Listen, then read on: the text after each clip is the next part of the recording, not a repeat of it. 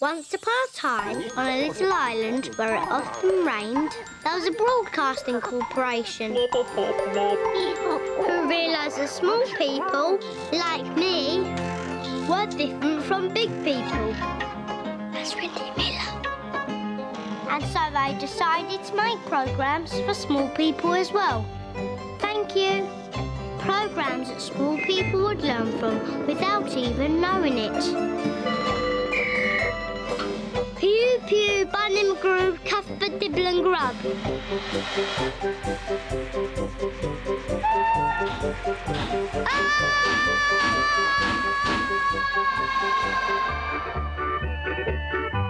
But the small people soon became big people too. Taxi! And magically produced small people of their own.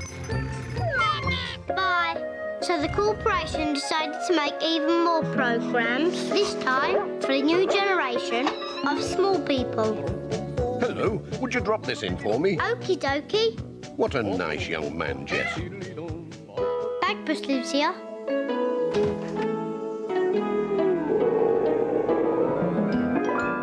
The corporation continues to entertain and educate small people. Morning. With an enormous variety of programmes, like these animated programmes. Hello. Hello, Mr. Ben. Welcome to my shop. You know where the changing room is, young sir? Futuristic programmes. Long-running programmes.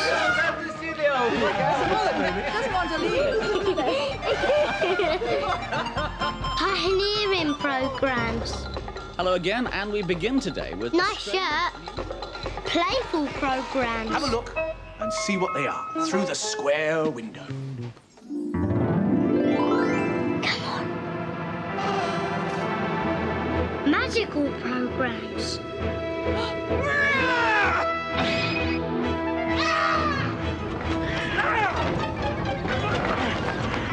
Dramatic programmes. This rather cute little fella is an 8-week-old Bengal tiger cub. Now, sadly, they're extremely... Really wild programmes. But they can only continue to make small people's programmes thanks to a unique way the corporation is paid for by the big people. Well, didn't we turn out to be a nation of well-rounded individuals?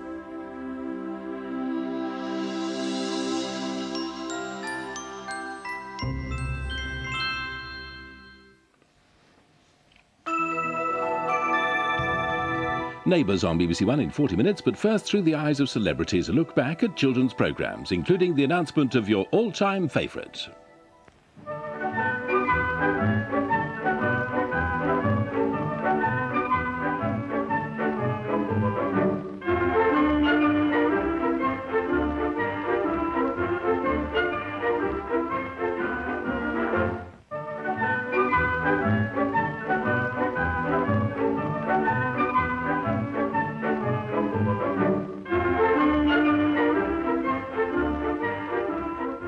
Are you sitting comfortably? Because I'm going to show you some of your favourite children's programmes.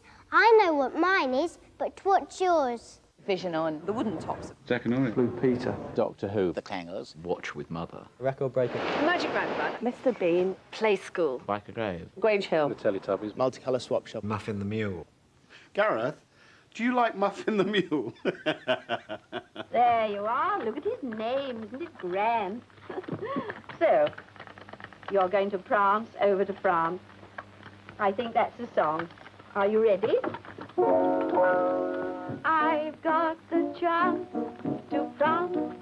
Oh, Muffin the Mule and Annette Mills is what I remember, and to this day I can see her leaning on that piano. It says a lot, I suppose, for her ability to actually entertain. That although you're watching television, very little was happening. She had you riveted on this little puppet that clanked around. I think we should talk about Watch with Mother now, because I remember very clearly Watch with Mother. I remember Watch with Mother at lunchtime, which I did watch with Mother. Monday was picture book. hello, children. Here's the picture book again. Are you ready to look at it? Tuesday was always Andy Pandy. Andy Pandy? It's not a flower at all. It's Teddy. Are you very wet, Teddy? Better have a good shake. And, of course, Bill and Ben and Little Wee, Flobber Dog. Flobber blubber. Flobber double. Flubber lubber lubber lub. Oh, flubber bop bop kapot to plop. Then they looked round for something to play with. And the first thing they saw was the paintbrush the man had left hanging on the nail. Oh, lo. Lubber lub rub. Friday was the best one. Friday, I think we both would agree, Wooden Tops. It was pretty good. The Wooden Tops, of course, with Spotty Dog. And where's Spotty now? He seems to have gone again. He's helping Sam. He'll be here in a minute. You know, he really is the most wonderful sheepdog. Oh, here he is now. Clever Spotty. Isn't he the most wonderful dog in the whole world? He certainly is. Wooden Tops was fantastic because of one particular character, Spotty Dog, with his right leg and his right foot moving and left leg and left foot. That's right. Very rigid movements that they had. Do you remember his one? He had the same line of dialogue every week. Do you remember what it was? You never forget those things. The Magic Roundabout, that was my most favourite children's programme of all time. Florence came along. Hello, she said. You haven't seen it by any chance, have you? Said Mr. McHenry. Seen what? Said Florence. It's escaped, said Mr. McHenry. It's very worrying. Dougal was looking for something too. Now, where is it? He said. What? Said Florence. What's everyone looking for? I might be sitting there at 6 reading stories about a terrible train crash, a loss of life, a political scandal, an economic crisis, some kind of disaster somewhere in the world. But somehow you knew if you just cast your mind back about 5 or 10 minutes to before the 6 o'clock news, and you thought about Dougal and Brian the snail and Ermintrude the cow and Florence and Zebedee saying, Time for bed, then you knew that really everything was still all right with the world. When I was a little girl, and this is really true, when Zebedee said it's time for bed, we went to bed. I loved the clangers. That is a clanger. And that is another clanger. They seem to have a piece of rope. They're such delightful little people. You can really understand what they're saying. That's how they went, wasn't it? I can't remember. I particularly like the soup dragon.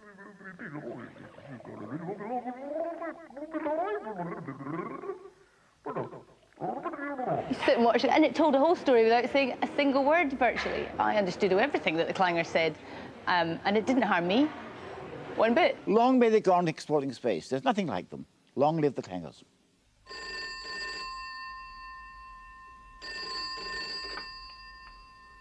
Trumpton Fire Station.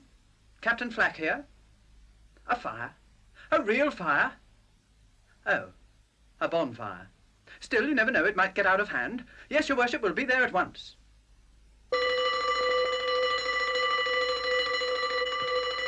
Pew, pew, Barney McGrew, Cuthbert Dibble and Grubb, and they all came down the little fireman's pole and trotted along like little soldiers.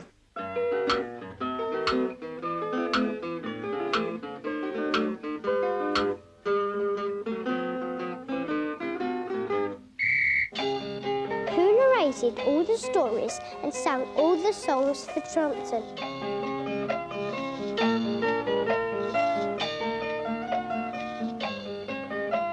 It really doesn't matter if it's raining or it's fine. Just as long as you've got time to play, play away, way. Play away, play away, play away, play away, play away. Play away! Nobody teaches Hopalong a lesson. Well, I sure plan to. Uh-huh. Uh-huh. Uh-huh. Uh-huh. And just what lesson are you planning to teach me, Blue Peter? I'm planning to teach you how to make this really useful holster out of an old washing bottle, some sticky back plastic, and an old belt. play school, I remember, and I associate that with sickness, because if you were sick, I think it was on about 11 o'clock, you got to watch it, you know, get tonsillitis or whatever. So I remember that, just being a wee bit older and thinking, oh, I can watch play school through the round window. A house with a door. Windows, 2, 3, 4. Ready to play? What's the day? Du-du-du-du-du. It's Friday. But apparently, I used to watch Play School, and Dad would come on, and I used to get quite infuriated that he couldn't hear me or wouldn't answer me, and I'd sit there going, "Wah, wah, wah, wah, wah," and he'd ignore me. Or then he'd walk in the room, and I'd sort of do a double take and go, "Two daddies, cool." That was but the first time. I don't really remember. I remember that the first time, and you went, Yeah. 2 daddies, and then you went... Humpty wants to sing a song now, don't you? Which song? Oh, you might know. Which song does Humpty sing? Humpty Dumpty sat on a wall. Humpty Dumpty had a great fall. All the king's horses and all the king's men couldn't put Humpty together again. Doesn't get hurt, you know. He likes falling off. I think the most embarrassing one is when you took us into, it was either Swap Shop or Super, it was Superstore, wasn't it? It was Superstore, and I didn't know what was going on. And I was being interviewed embarrassed. by Mike Reed, I think it was. What? I forgot, it's my little lad's birthday. He's up here. Can we have a look? It's Dan. And they pointed at Dan, and Dan's like waving like this, and then I And just everybody look like turned round. this fat David Cassidy, and you just see me go bright red, and then the little boy falls off the step behind. But I never knew anything about it. Oh, that was so humiliating. The funniest moments tend to be the ones that are not on air. And we were once rehearsing the bathing of Bonnie, because Bonnie, the dog, gets bathed once a year. And we had this big bath in the studio. So, of course, to rehearse it, we couldn't actually bath Bonnie. So we got the assistant floor manager, and we got him in that doggy position in the bath. And Diane and I bathed him, and somebody cruelly taped it. Oh, Lord, don't They don't normally be in the water. This one's a bit yellow, I don't know why. I recommend one for you. Don't forget, in between their legs. Hello, hello, hello, hello, and to the shoe. Welcome. I've always been a great fan of Basil Brush. I love him, but at the same time, I remember interviewing him on radio, and the person that plays Basil Brush insisted on actually sort of putting the puppet on his end of his hand. Halfway through the interview, for some unexplainable reason, the puppet lunged at me and bit me on the finger and drew blood. And about 4 days later, my finger went septic. Now, can you imagine going to the doctor and saying, can I have something done about this? And he put me on antibiotics, and he said, how did you do that? And I said, I was bitten by Basil Brush. Did you hear about the sailor who was only 3 feet tall? Who was that? Half Nelson.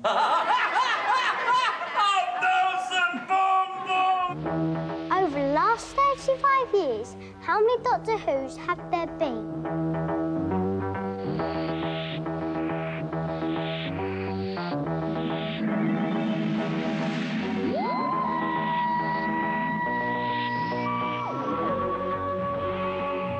The thing I remember more than anything is Doctor Who. Perhaps it's my scientific background. I just wish I had a TARDIS now, because I could use it and get the forecast right every day.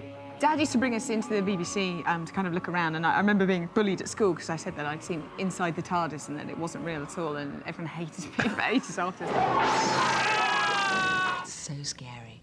Behind the sofa time. Well, no, the Daleks you could relate to. They were just like dustbins with a sink plunger on top. But it was some of the other ones that actually did get very scary. I found the Cybermen much more scary. And then, of course, years later, I was actually killed by a Cyberman.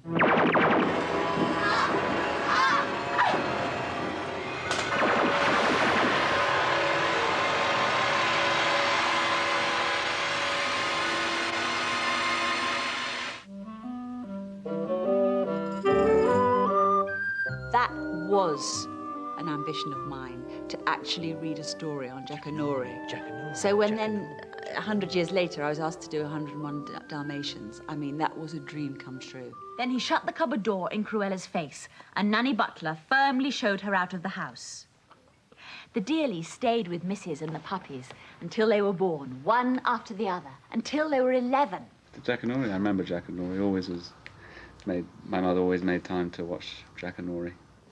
I want to tell you about an emperor of long, long ago who loved pancakes. This story may have happened a long time ago, or perhaps it hasn't even happened yet. Well, that's the legend. What happened, though? Pass that tin of baked beans, will you, dear? asked Dad. How fortunate. Quick, Lotta, slip it on and be off. Keeping near the hedge, he made for Leathorpe Manor. The girls were both pretty, but as different in character as night from day. Both of them got eaten up in full daylight, mind you, and on a crowded street by an enormous, angry rhinoceros. The one I have the earliest memory of is Crackerjack. I remember Crackerjack very well. I remember on a Friday, it was the end of the week, you could just throw your school tie off and there's a programme called Crackerjack. All week, you had quite a lot of worthy programming. Suddenly... It's Friday, it's 5 to 5. And it's Crackerjack! You had Eamon Andrews asking questions and making children stand on little plinths and giving them armloads of toys and cabbages. It was very cruel to watch, but actually very funny as well. Anyone know which play that is? The Merchant of Venice. Who was it in The Merchant of Venice? Portia, quite right, a cabbage. Wow, that puts you back in with a fighting chance. You've got 2 and she's got 1. Peter Glaze was always the little tubby, dark-haired chap with the glasses who always appeared in the little sort of play at the end. Will you be more careful and watch what you... Get out! Don't hit me! Don't! Just a minute! Give me that back! And they'd always be running up and down ladders and the music would be very fast and probably their trousers would fall down and you'd laugh and laugh. It'd be brilliant. I wish I could be in that audience, or I wish I could be one of those people who gets a cabbage to take home and a Crackerjack pencil. Here, for the rest of you, are your Crackerjack pencils. Crackerjack. Great stuff. Would you sit down over there for now? Well, Mr. Mitchell, all present and correct. Ready to start their new lives at Grange Hill. I was actually a teacher at the time that Grange Hill was on, and it was a touchstone between the pupils and the staff. I remember at a school we both taught at for one term. I went to the pub and all the staff were talking about Grange Hill, and you'd go into school the next morning and all the kids were talking Grange Hill. It was something you had in common. And I think it was felt, certainly in the early days of it, that it was very accurate.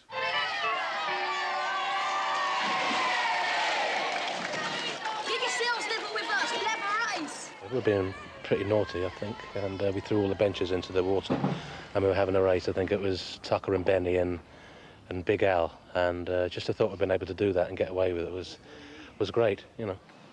What happened? What's going on? Oh, Jenkins? Oh, I think I busted me back, sir. I always had a thing for Tucker Jenkins because he had this, what can I tell you, a cheeky grin, a saucy smile. The way he carried his school bag with this kind of nonchalant bravado just went straight to my heart. I've had a thing for him ever since. I was in love with Tucker Jenkins, totally in love. I knew that he was going to be my boyfriend. There were no two ways about it. And I loved Tucker. I had a big pash for Tucker, and then when they brought out Tucker's luck, it was like, wow, brilliant. A bit gullible, wasn't she? Children's BBC have always had the most superior quality of programmes. My favourite to this day is still Biker Drove.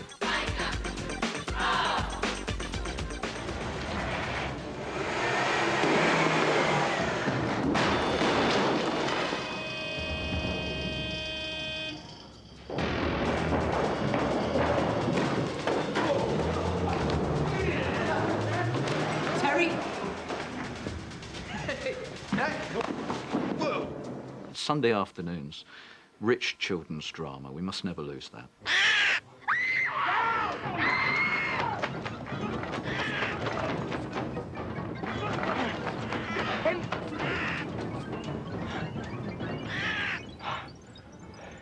Yes, God. You have given me Narnia forever. You have lost your own life, and you have not saved his. In that knowledge, Aslan, despair, and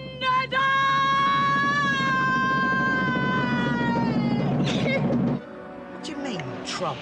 Very serious trouble. Come on, it's only a flag. It's not only a flag, Jeff. Neil Armstrong put that flag on the moon. If the Americans ever find out we took it... Nobody's going to find out, are they? They can't. There's these two young kids zooming around in this thing, having a whale of a time. I mean, that beats flying on an airline, doesn't it? Let's be honest, if you can get in your own spaceship. Microsoap is fab. OK, 4 big things. Jim has a girlfriend, so my life stinks at the moment, but the less said about that, the better. 2. Mum's boyfriend Roger sold his house and bought the Mullets place next door. Which was my idea. Which was Joe's idea. So now Mum and Roger can be together as much as they want. There's lots of things in there that are like real life. You know, there are kids out there who are going through that experience. Which mystical character lived at 52 Festive Road?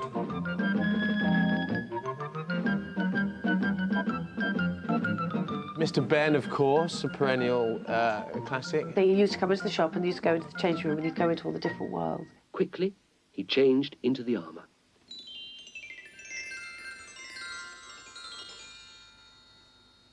Then he noticed another door. Well, said Mr. Ben, and he walked through the second doorway. Instead of another room, Mr. Ben found himself in rocky countryside. I always used to like the way in which he used to find something. When he went away, of course, on his travels, he used to find something that reminded him of where he'd been. When he went to get his front door key out, he found an unusual box of matches in his pocket. He smiled at the picture on the box. How nice, he thought. Mr. Bain and Bagpuss, I liked them because they were kind of magical and unreal. I liked the wee mice and Bagpuss that would find something and they would make it into something. Bagpuss, I loved Bagpuss.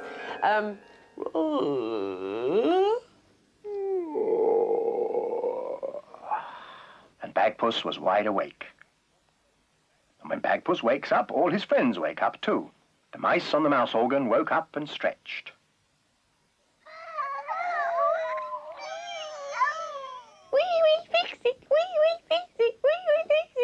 That's the mice, they did that. This is the home of the Wombles. The thing about the Wombles, of course, was that they were hugely ecologically sound because they were making good use of the things that they find, the things that the everyday folks leave behind. Tomsk, Wellington, and Bungo are ready to start work. And here's Great Uncle Bulgaria. Where is Orinoco? Mary, Mungo and Midge. What can I say about that? A true classic. There's Mary. There's Mungo. And there's Midge. Where my uncle used to live, used to have a lift in his in the block where he used to live, and I used to often try and stand on my sister, like when Mary Mungo used to stand on each other, so they could reach the button on the top lift.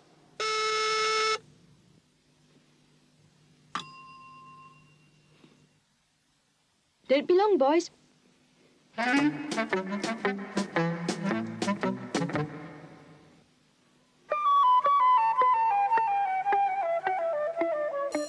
Rhubarb and custard. Whatever happened to rhubarb and custard? Bring them back. They were fab.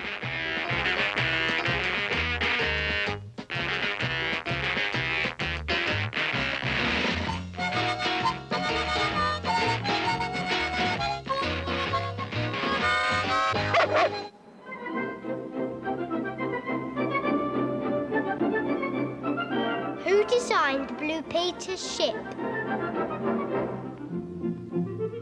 And now, in true Blue Peter style, let me show you one that I did earlier.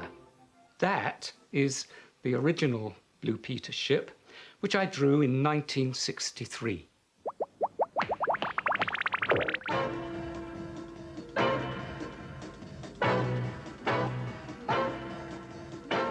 Vision On was a big part of my life when I was growing up. Tony Hart was like my idol, an unlikely idol, I have to admit. They always say to me, I can't draw. Well, everybody can draw, as a matter of fact, and I can teach them up to a certain point. He brought out some kind of artistry in me that I didn't realise was there, some kind of talent. I eventually went to art school in the end. I loved everything he did. He seemed to just do it effortlessly. They had the sense to say, well, I can't do it as he did it, but I will do it my way. And they did. And they'd send them in, for heaven's sake, so that we could put them in the gallery.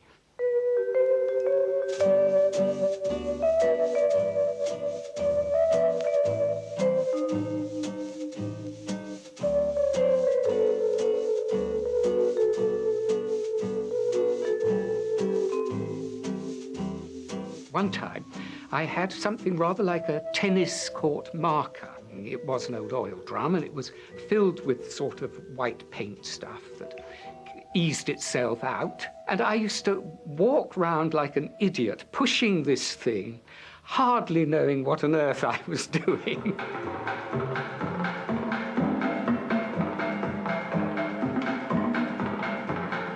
It probably took something like between 10 and 15 minutes actually to do it, but they always speeded it up when it went out to bring it down to 4 minutes, which was quite enough.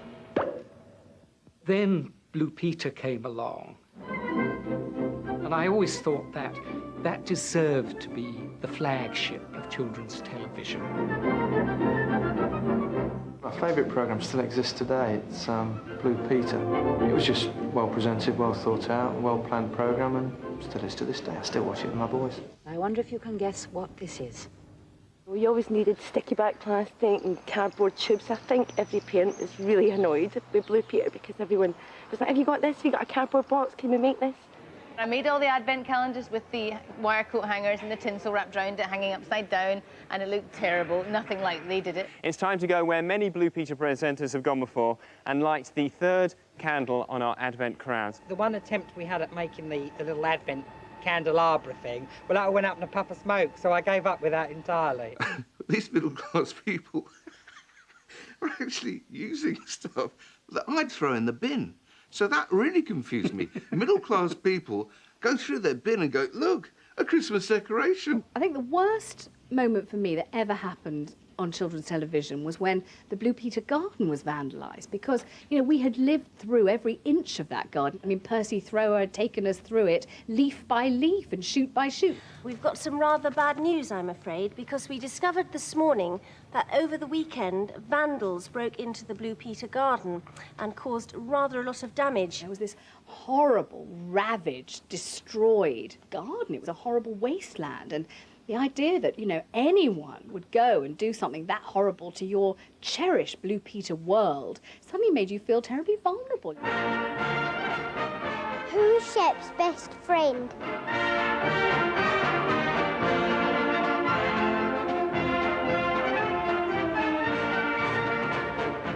For me, probably the most memorable thing that ever happened to me in children's television was the day I left Live and Kicking. Laura, what's your question? What will you miss most about Live and Kicking? Emma. Oh. And I burst out crying, she burst out crying, and for the next 12 minutes, we just all cried, we just all sobbed. Even the PA, Amanda, in my ear, I can distinctly remember her going, 4 minutes. I just want to say thank you to everyone. I can't do it. No, don't worry. The saddest moment for me, I think, was when Petra died. Hello. Hello. And I'm afraid that today we're starting Blue Peter with something very sad indeed, because as I'm sure you must have seen in the newspapers or heard on the radio and television news, yesterday, poor old Petra died. I didn't have a dog at the time, and I always wanted a dog. And I had a picture of Petra by the side of my bed, and I used to watch it was on Mondays at the time, just to see Petra. And when they announced that Petra's died, I mean, that was awful.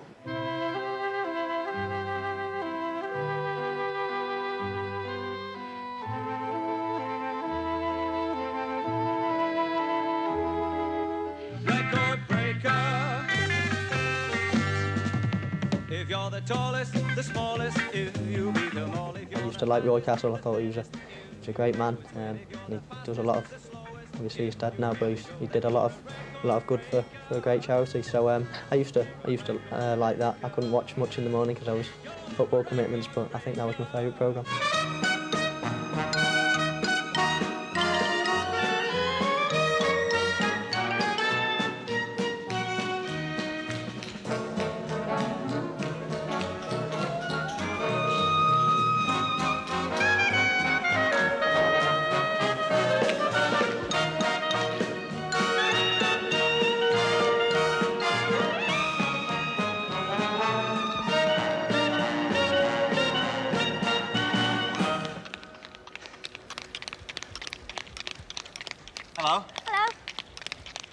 Are you part of the biggest tap dancing troupe in the whole world? Yes, I am. Pardon me asking, but where are the other 499? Right here.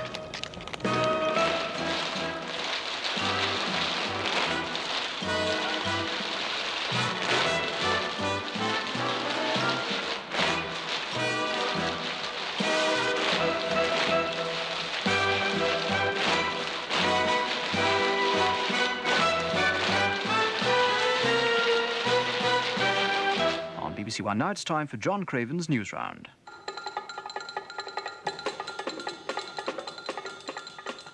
Hello, and there's good news tonight for Tom and Jerry fans. Today, fighting broke out again in Beirut, and a major campaign to ban lead in petrol was launched today. I did over 3,000 editions of News Round, and in that time we got some pretty good scoops, much to the annoyance of the grown-up news.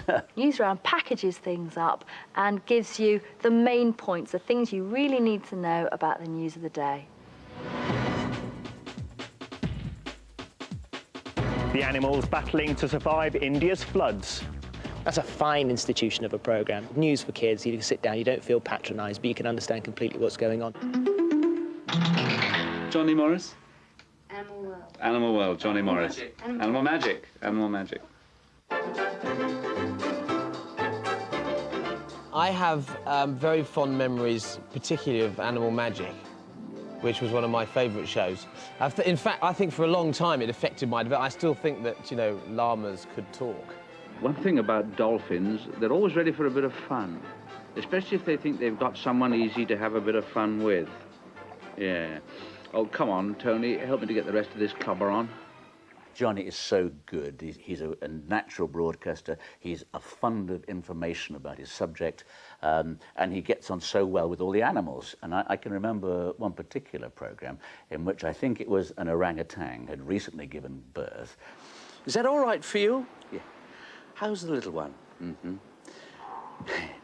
Look, don't you think you ought to support his head like this? Look, if you're so blinking clever, you nurse him. Go on, there. Go on, get on with it. Some people think they know the lot. He's very nice, isn't he? Of course he's very nice. And I thought, what confidence between a human and an animal for a mother to hand her baby over to Johnny. Hello, Warren. Hello? Good morning. What can I do for you? How's that swap, please? You're a swapper as well. Noel Edmonds taught me an awful lot about television because when we started Swap Shop in 1976, it was totally revolutionary. Swap Shop changed people's attitude to television. I think we've caught him out, whatever he's doing. Nobody had ever done a programme that didn't have a script.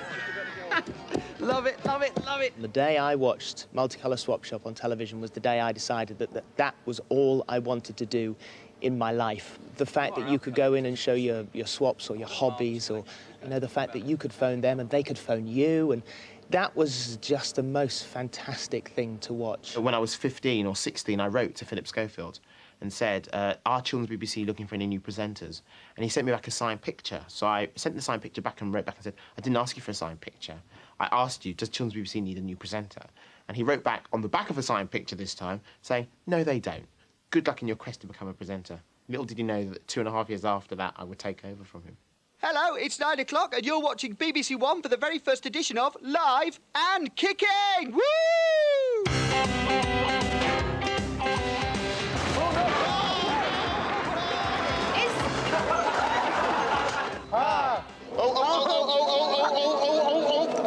Thatcher came into to going live on occasions. I think the first time she came to Saturday Superstore, and she thought it was a shop, and she brought her shopping basket with her. No idea. Hello? Hello, Alison. Hello. In the event of a nuclear war, where will you be? Oh, my goodness me. I should be in London. Oh, don't you have your own bunker or something? Look, dear, let me again point out. She can't be rude to the children, and they used to corner her on that programme, and it was just great television. Kids go straight there. Give me the answer. What's the Teletubbies vacuum cleaner called? Time for Teletubbies. Time for Teletubbies. Time for Teletubbies. Time for Teletubbies. Tinky Winky. Tinky Dipsy. La la. La la. Po. I've seen the Teletubbies because I've got a 2-year-old son who absolutely adores the Teletubbies, and he's got all the dolls and all that kind of thing. And I say thank God for the Teletubbies because he eats when he's watching Teletubbies. He sort of chills out when he's watching Teletubbies. So good on you, Po and Lala and Dipsy and the rest of you. Again. I think the Teletubbies are great, and I think it teaches kids about all sorts of things. It's great fun, it's colourful, and it widens the imagination. The feelings you get from the Teletubbies is that there's something rather soft and comforting. Probably I'm missing the message somewhere, but that's what it seemed to be.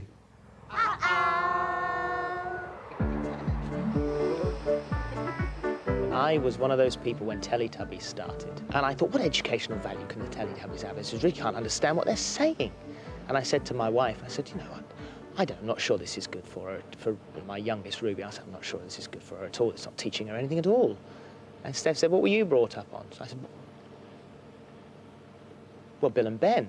She said, could you understand them? So I said, no. Well, she said, well, there you are. Did it do you any harm? So I said, no. And of course, you know, that's what it's there for. Teletubbies is the now 20th century, 21st century, Bill and Ben, and kids love it.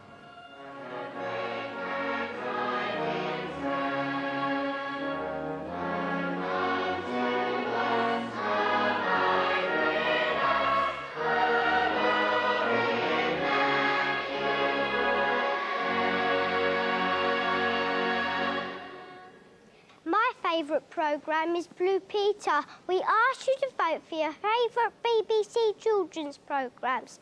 And the winner is Bagpuss. Here are some clips.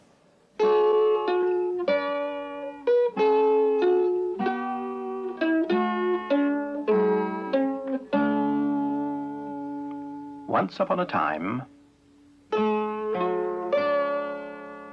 not so long ago, there was a little girl, and her name was Emily.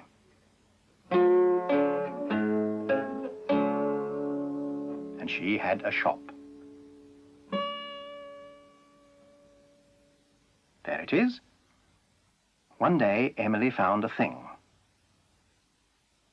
And she brought it back to the shop and put it down in front of Bagpuss, who was in the shop window, fast asleep as usual. But then Emily said some magic words.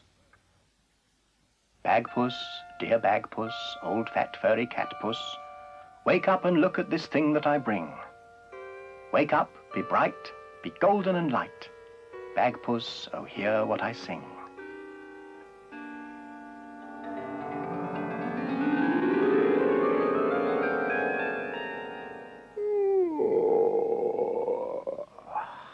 And Bagpuss was wide awake.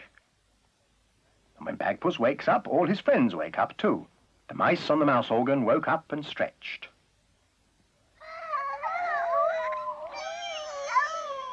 Madeleine, the rag doll.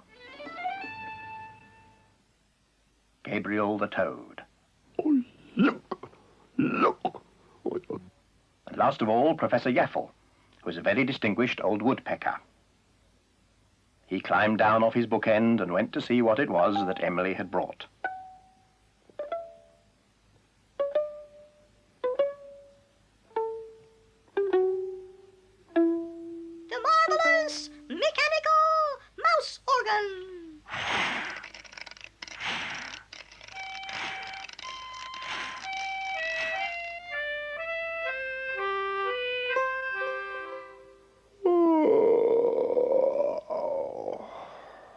Bagpuss gave a big yawn and settled down to sleep.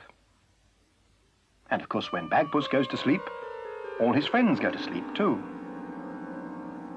The mice were ornaments on the mouse organ. Gabriel and Madeleine were just dolls. And Professor Yaffle was a carved wooden bookend in the shape of a woodpecker. Even Bagpuss himself, once he was asleep, was just an old, saggy cloth cat. Baggy and a bit loose at the seams. But Emily loved him.